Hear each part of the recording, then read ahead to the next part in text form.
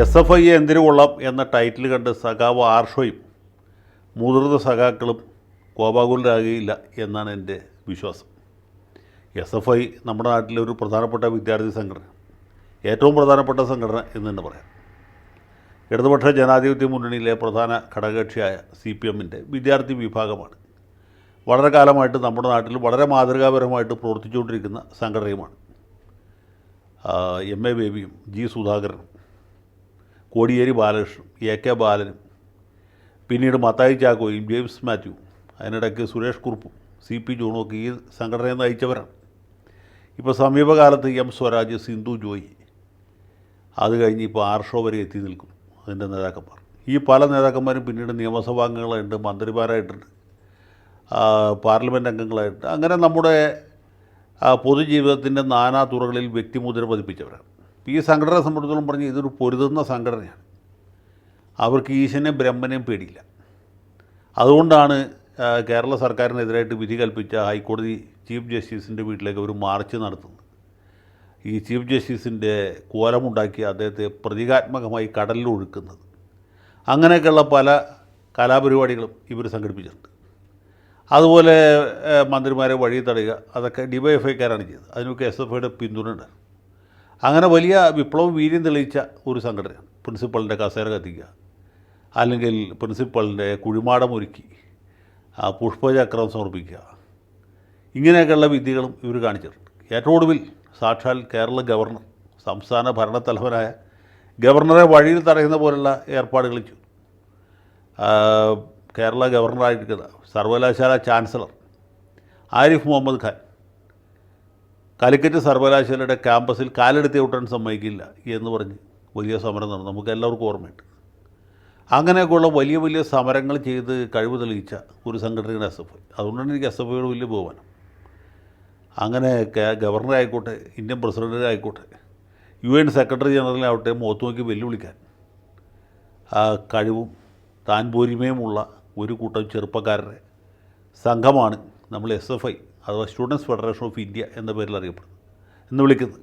ഈ സമീപ ദിവസങ്ങളിൽ തന്നെ SFIയുടെ ലണ്ടൻ ഘടകം, അവിടെ നടക്കുന്ന വംശീയ കലാപത്തിനെതിരായിട്ട് സമരം ചെയ്യുന്നൊരു ഫോട്ടോ ഒരാളെനിക്ക് ഇംഗ്ലണ്ടിൽ നിന്ന് അയച്ചു.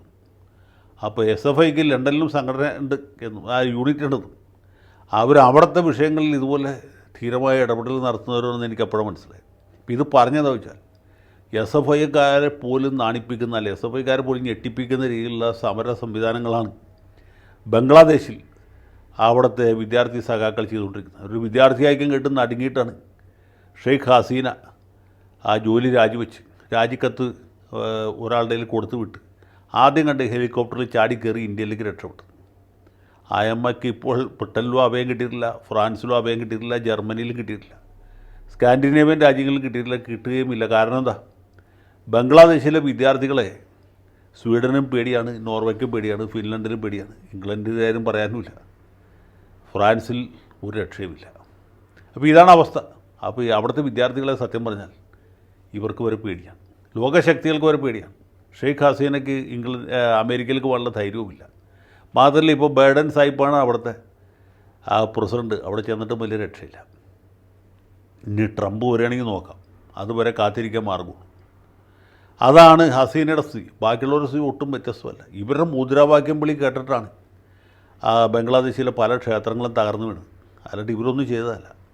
ഇവരുടെ മുദ്രാവാക്യം വിളി കേട്ട് ഓടുന്ന വഴിക്കാണ് ന്യൂനപക്ഷ സമുദായക്കാരായ ഹിന്ദുക്കൾ, ക്രിസ്ത്യാനികൾ അവരൊക്കെ വീണ് മുട്ടുകാല് പൊട്ടിയത്.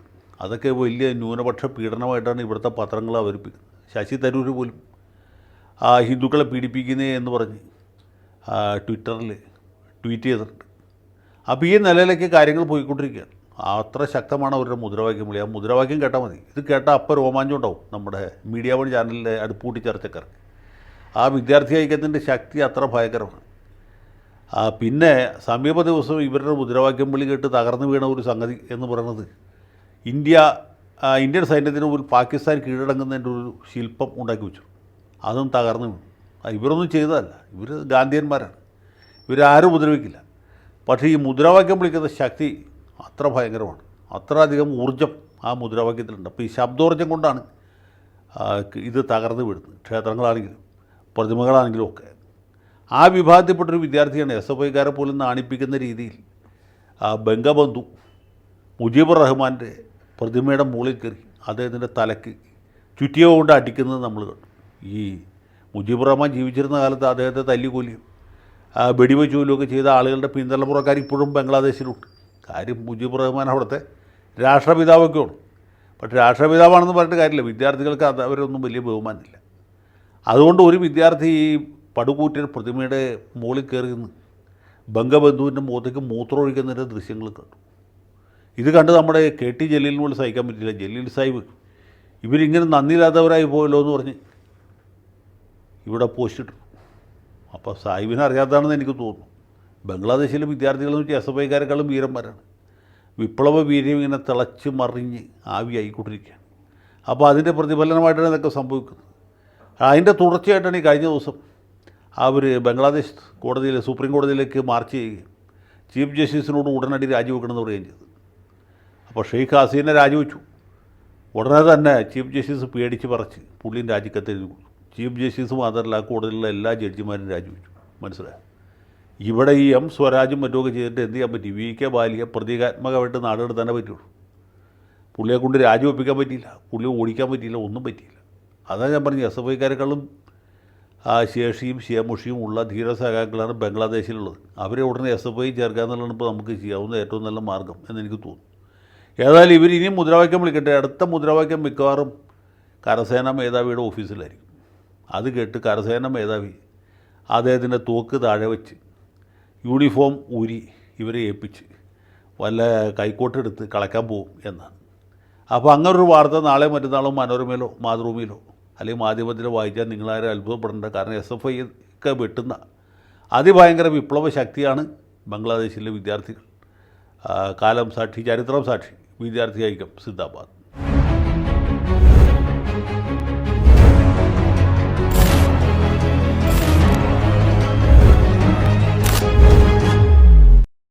കൂടുതൽ വാർത്തകളും വിശേഷങ്ങളും നിങ്ങളിലേക്ക് എത്താൻ ABC മലയാളം സബ്സ്ക്രൈബ് ചെയ്യുക, ബെൽ ബട്ടണും അമർത്തുക.